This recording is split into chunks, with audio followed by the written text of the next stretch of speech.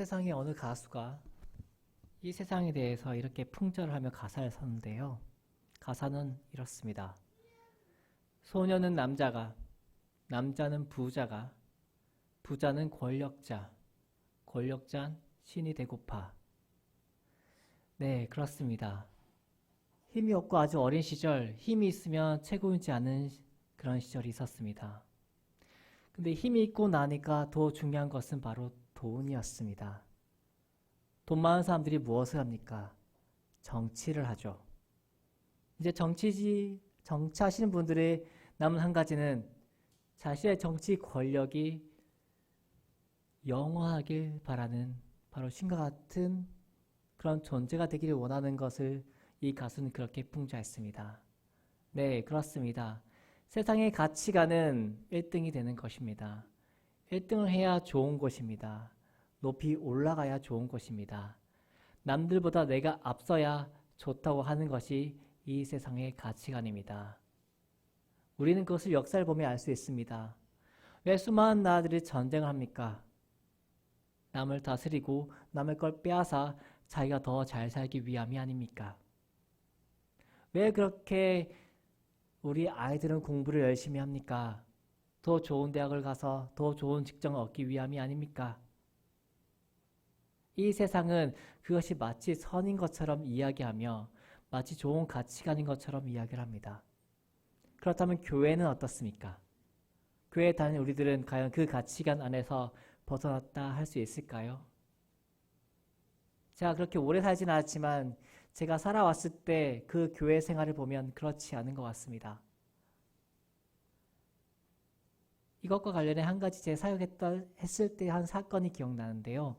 제가 고등부를 맡았을 때 일이었습니다.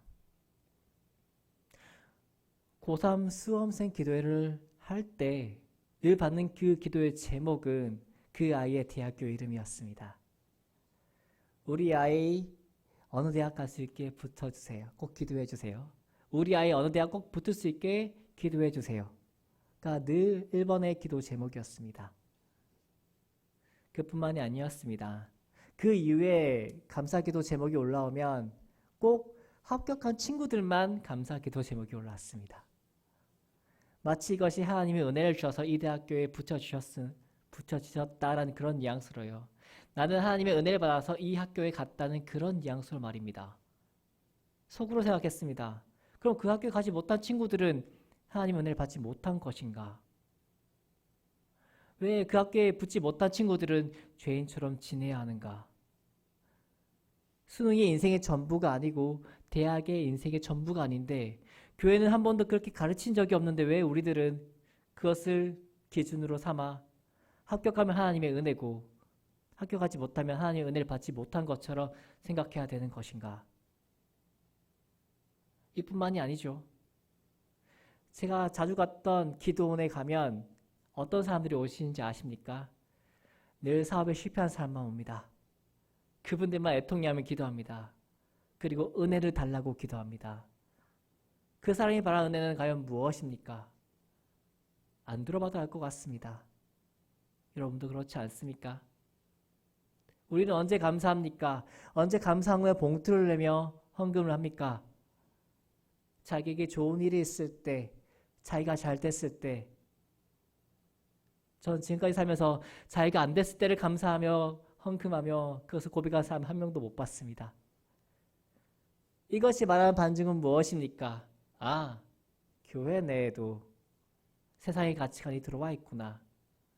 잘해야 좋은 것이고 1등 해야 좋은 것이고 자기가 잘 돼야 좋은 것이구나. 그런데 성경은 정말 그것이 옳다고 말하고 있을까요? 그것을 알기 위해 우리가 먼저 오늘의 말씀의 상황을 보도록 하겠습니다. 오늘 다니엘서의 말씀의 상황은 이렇습니다. 유대 이스라엘 나라 다 망했습니다. 그래서 나라 없이 유대 이스라엘 백성들은 노예로 살게 되었습니다.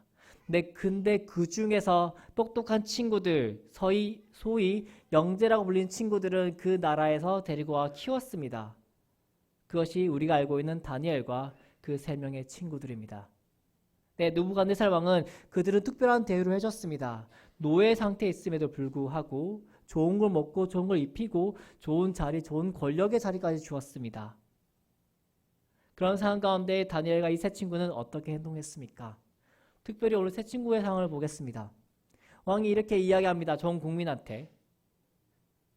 음악 소리가 들리면 내가 세운 금 신상에 절해라. 내가 세운 신의 신상에 절을 하라. 근데 이 당시 문화에 대해 이해를 할 필요가 있는데요. 왕은 신과 같은 존재였습니다.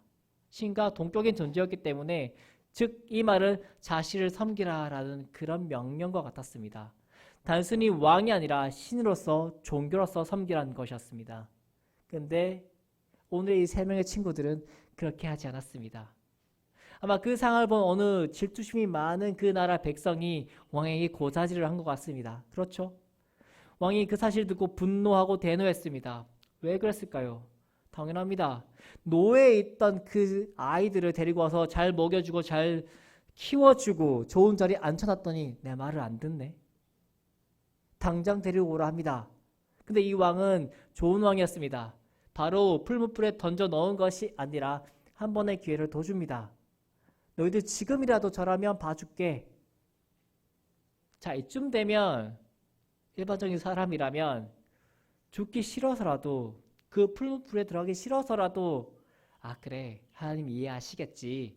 이 순간의 위기만 좀 벗어나자. 내가 지금 이렇게 잘 먹고 잘 살고 있는데 이렇게 좋은 자리에 있어서 권력의 자리도 누리고 있는데 하나님 아시겠지. 하나님 내 마음 아실 거야. 이 순간만 눈 딱 감고 한번 절해보자. 보통 이렇게 생각하지 않겠습니까? 다른 게 아니라 생명이 왔다 갔다 하는데 그 하나님은 그 정도는 이해해 주시겠지라고 생각하지 않을까요?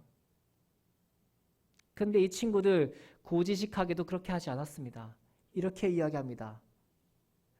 왕에게 우리가 대답할 필요조차 없습니다라고 이야기합니다. 왕인데 말이죠. 왕 앞에서 우리는 어른들한테도 왜 물어보세요? 저 대답할 필요 없습니다. 이렇게 이야기하면 되게 무례하다라고 생각하죠. 근데 심지어 왕입니다. 본인은 노예 신분이었어요. 근데 우리가 대답할 필요도 없습니다만 우리는 절하지 않겠다라고 이렇게 이야기합니다.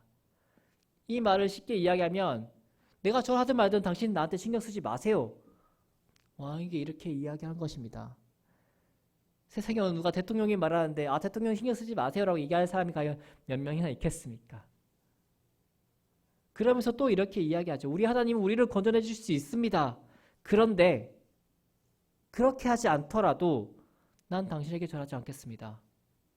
이 말은 내가 하나님을 믿고 의지해서 그것 때문에 죽게 된다 할지라도 난 내 신앙 꺾지 않겠습니다. 하나님을 배신하지 않겠습니다. 하나님 날 도와주시지 아니하실지라도 난 그렇게 하지 않겠습니다. 라고 그렇게 고백하죠. 근데 이 사람들은 자신들이 하나님께 구원받을지에 대한 예상하지 않았습니다. 그렇죠? 이것 때문에 죽음을 각오했습니다. 자신의 권력을 내려놓은 게 아니라 자신의 좋은 삶을 내려놓은 게 아니라 자신의 생명을 내려놓았습니다. 참 고지식합니다. 그렇죠? 마음속으로 생각하면 좋았을 텐데 왜 이 사람들은 그렇게 안 하고 거기에 목숨을 걸었을까요? 누가 알아준다고 말입니다. 이 사람들의 신앙의 기본은 출애굽기 10계명부터 시작합니다. 나 위에 다른 신을 섬기지 말라. 그 숱한 역사를 보면 이스라엘 백성들을 얼마나 많이 이 계명을 어겼습니까? 끊임없이 바알을 섬기고 왔다 갔다 하다가 결국 나라가 망하게 됐는데 근데 이 사람들은 그렇지 않았습니다.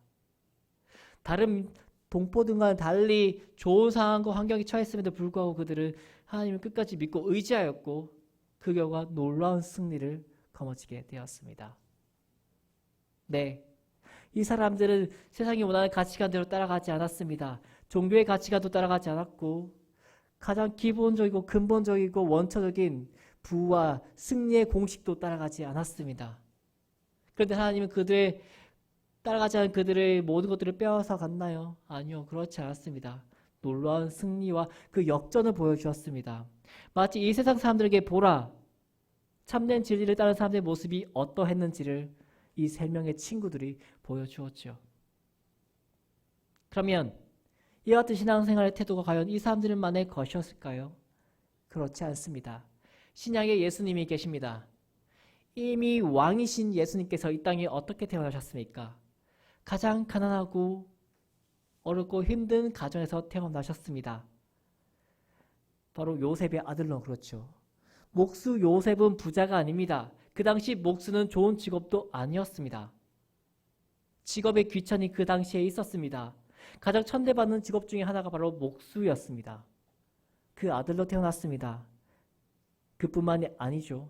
성경을 읽다 보면 항상 마리아의 아들 예수란 말이 나옵니다. 근데 원래 이스라엘 문화는 그렇지 않습니다. 그 아비의 아들에 나오는 게 보통 일반적인 명칭입니다. 근데 왜 예수님은 요셉의 아들이라 그렇지 않고 마리아의 아들이라 그렇게 불림을 받으셨을까요? 그 당시 백성들은 알고 있었습니다. 요셉의 아들이 예수가 아니라는 거. 이미 마리아가 뱃속에 아기를 잉태한 상태로 결혼했다는 사실을 알았기 때문에 네 아비 누군지 모르는 사생아 아들 예수야, 이런 식으로 빗대어 표현한 것입니다. 성경은 되게 고귀하게 표현했는데 실제로 표현했을 때는 욕과 같았습니다. 이 애비도 없는 사람아, 그런 식으로 말이죠. 이미 왕이신 예수님은 이 땅에 태어나셨을 때 가난하게 태어나셨고 자꾸만 내려가는 자리에 삿대질까지 받으셨습니다. 그뿐만이 아니죠. 결국 죽음의 자리까지 이르셨고 죽음 직전에 그 제자들의 배신까지 맛보셔야 됐습니다.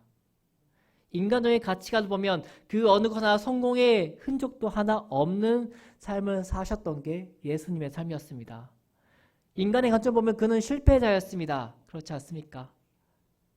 환경도 안 좋아. 애비 없는 사람의 욕도 먹으셨죠. 결국 제자들의 배신까지 당하고 가룟 유다한테 팔려가셨죠. 그리고 십자가에 못 박혀 돌아가셨습니다.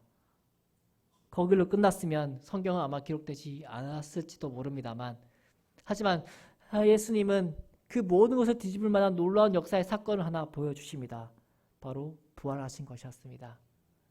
부활하심으로써 자신이 받은 그 모든 수모와 그 안타까움의 이유와 목적을 알려주셨고, 그리고 그 백성들에게, 아니 그 모든 사람들에게 구원의 길이 어디에서 옴을 알려주셨습니다. 직접 말씀하신 것이 아니라 직접 보여주셨습니다. 그리고 이렇게 제자들에게 말씀하시죠. 그리고 오늘날 우리에게 이렇게 말씀하십니다. 내 십자가를 지라. 예수님의 십자가가 무엇입니까? 바로 예수님의 삶이었습니다. 그리고 그 십자가의 삶은 어딘가 오늘 말씀보다 새 친구의 삶과 좀 비슷하지 않은가요? 그렇다면 혹자는 이렇게도 이야기할 수 있습니다. 아, 그거 성경이니까. 예수님이니까 가능하지. 우리가 어떻게 그렇게 살겠어? 아닙니다. 교회의 역사를 보면 이미 그렇게 사신 분들이 많이 있었고 그분들로 인해 많은 역사들이 은혜의 역사들이 나타났습니다.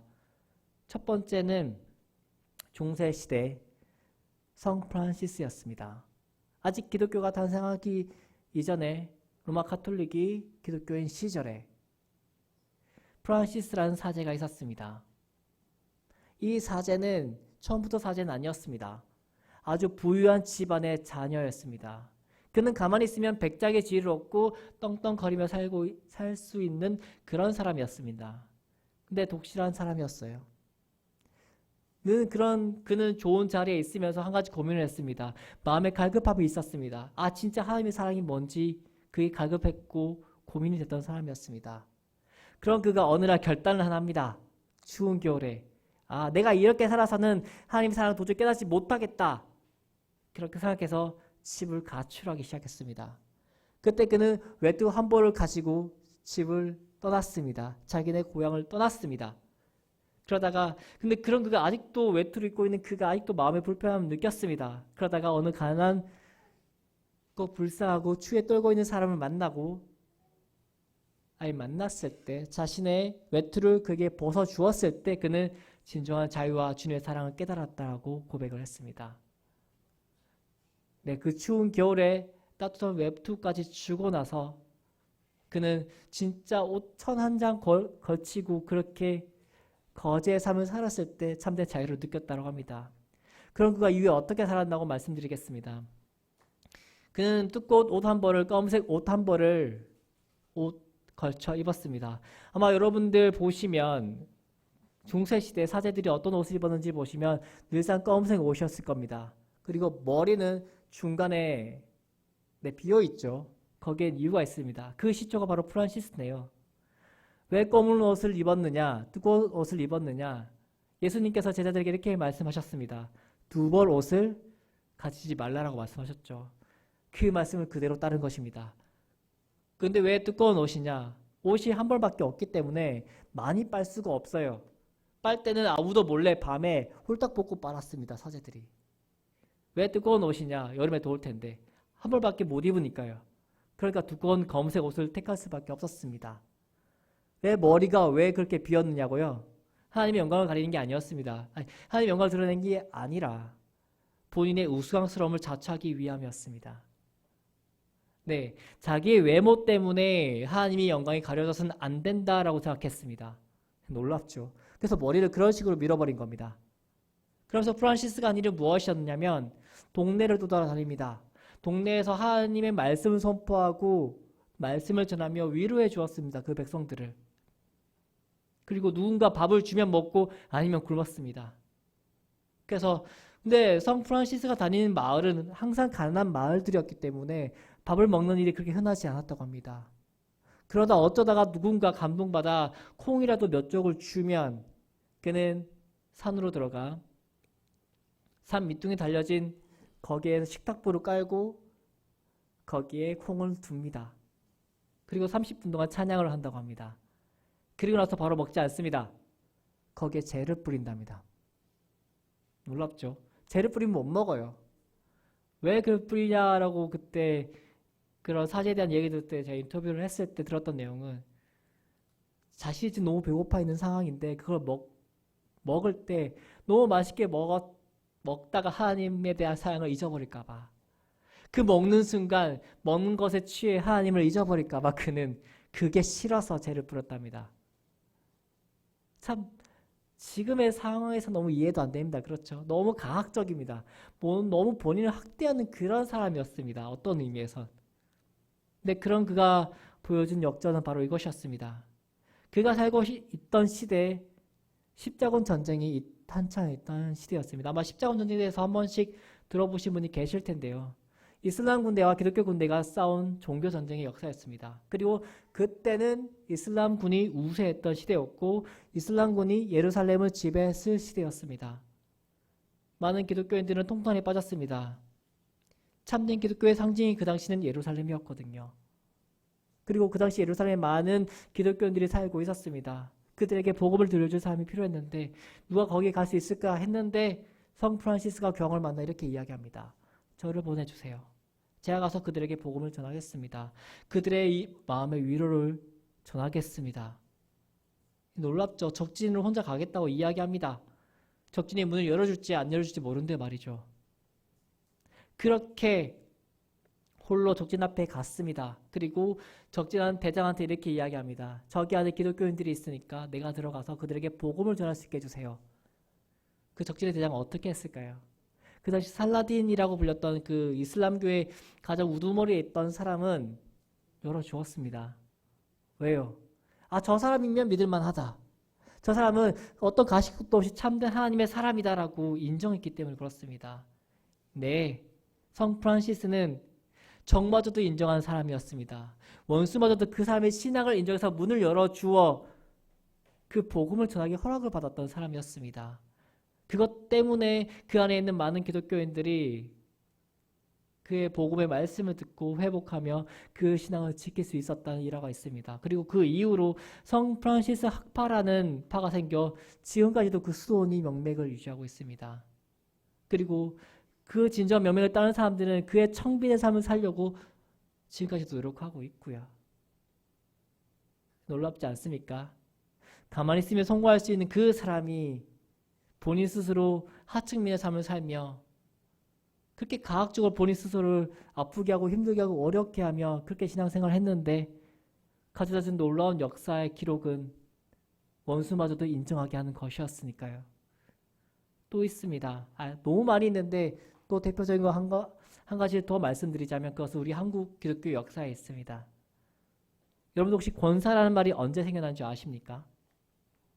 1900년대 초 이름 없는 여성들부터 생겨났습니다. 그때 권사는 지금의 권사님과에 대한 직위와 그리고 명예와 하는 일이 달랐습니다.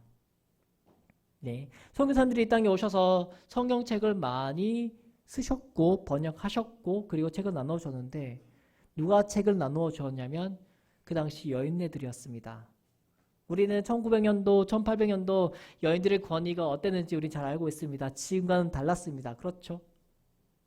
남성의 권위가 한참 위에 있었고 여성의 권위가 바닥에 있을 그때, 그리고 그 당시에는 아직 하나님을 믿으며 픽법받는 그때 그 시절에 이름 모를 여인들은 먼저 주님을 깨닫고 주님을 영접하고 그것에 감사해서 하루에 수십 권의 성경책을 들고 다니고 집집마다 성경책을 나누어 주었습니다.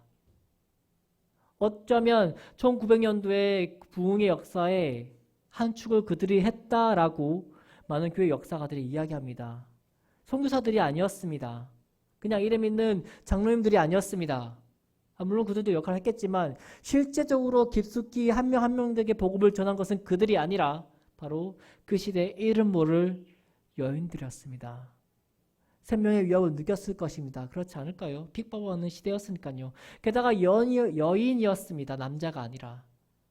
그 여인의 몸으로 무거운 성경책들을 들고 집집마다 복음을 전하며 성경책을 전해 주었기 때문에 놀라운 부흥의 역사가 우리나라 가운데 임했을 것이라고 많은 역사학자들이 얘기합니다. 무엇으로 하여금 그들을 그렇게 하도록 했을까요? 다시 구약의 말씀으로 들어오겠습니다. 세 명의 친구들이 보여줬던 믿음의 행동은 결과는 너무나 놀랍고 기적적인 일이라 할지라도 보여줬던 그 마음은 결코 기적적인 게 아니었습니다. 이미 예수님께서 우리에게 보여주신 십자가였고요. 그것을 이미 고대 믿음의 선조들이, 믿음의 선배들이 보여준 하나의 증거와도 같은 그런 삶입니다. 이제는 우리 차례입니다. 우리는 우리 자신에게 또는 우리 자녀들에게 무엇을 이야기할 수 있을까요? 잘 살아야 한다. 1등이 되어야 한다. 부자가 되어야 한다. 높은 곳에 있어야 한다. 그것입니까? 왜 예수님은 부유한 청년한테 네가 마지막으로 할 일은, 네가 나 따라오기 전에 할 일은 네 모든 재산, 네가 가진 모든 재산 다 나눠주고 나를 따라오라 라고 말씀하셨을까요? 그리고 왜 그 청년은 결국 그렇게 하지 못해 예수님을 따르지 못했을까요?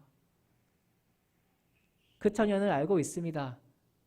사실 그 마음에 예수님을 진정으로 따르고 싶었던 마음이 아니라 마음이 공명심을 얻고 인정을 받고 싶었고 예수님 따르면 뭔가 자기 이득이 될 것 같으니까 예수님은 그걸 간파하셨기 때문에 그렇게 말씀하신 것이 아닙니까? 그리고 그 이후에 왜 예수님은 부자가 천국 들어가기가 낙타가 바늘구멍 들어간 것보다 더 어렵다라고 말씀하셨을까요? 저는 지금 부자들을 비판하고자 하는 건 아닙니다. 왜냐하면 부의 기준은 객관적인 게 아니라 상대적이니까요. 수십억을 가져도 정말 주님을 위해 헌신한 사람들은 그들은 스스로 부자라 생각하지 않습니다. 그런 분들도 봤고요.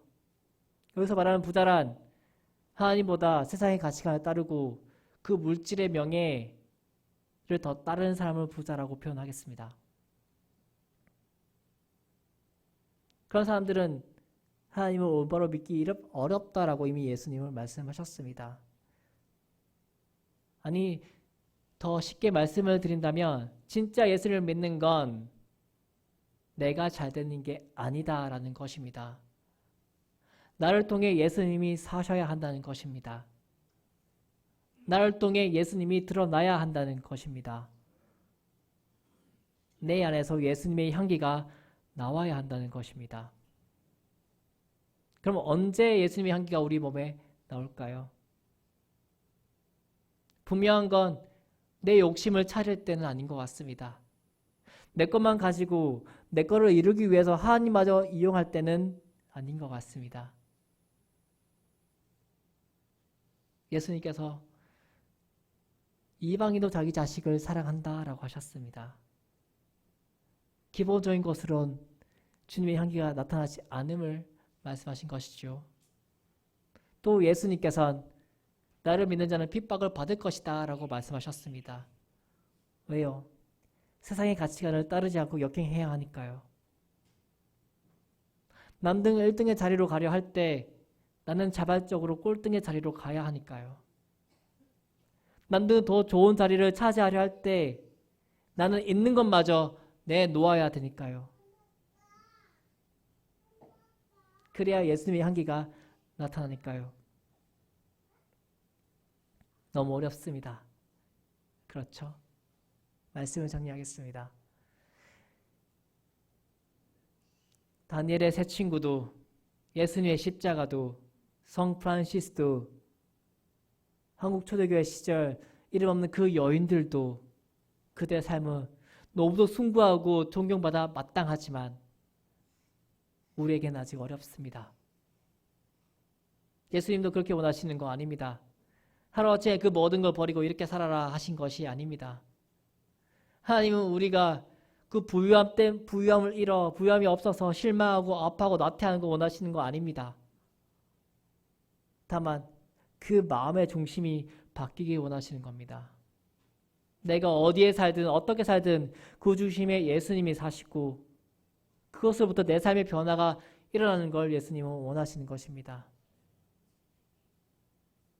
그 변화의 크기가 조금씩 커지는 것을 원하시는 겁니다. 하나님 우리의 약함을 아십니다. 그러니까 로마서의 말씀에 성령이 말할 수 없는 탄식으로 우리를 위해 기도한다고 하신 거 아닙니까? 우리의 부족함을 아시니까 아비된 마음으로 어미된 마음으로 의를 키우시고 조금씩 주님 곁으로 갈 수 있도록 그렇게 중보기도 하시는 것이 아니겠습니까? 다만 우리들의 마음이 이제는 바뀌어야 되지 않겠습니까? 내가 과거 그렇게 살지 못했더라면 그것 때문에 수고없이 넘어지고 그냥 가만히 안주하고 있었더라면 이제는 자리를 털고 일어나 조금씩이라도 주님을 바라볼 수 있도록 우리의 마음을 다잡아야 하지 않을까요? 그리고 조금씩 이제는 우리의 기도가 주님 제가 잘되게 해주세요가 아니라 주님 제가 주님의 십자가를 조금이라도 지을 수 있도록 도와주세요가 되어야 되지 않을까요?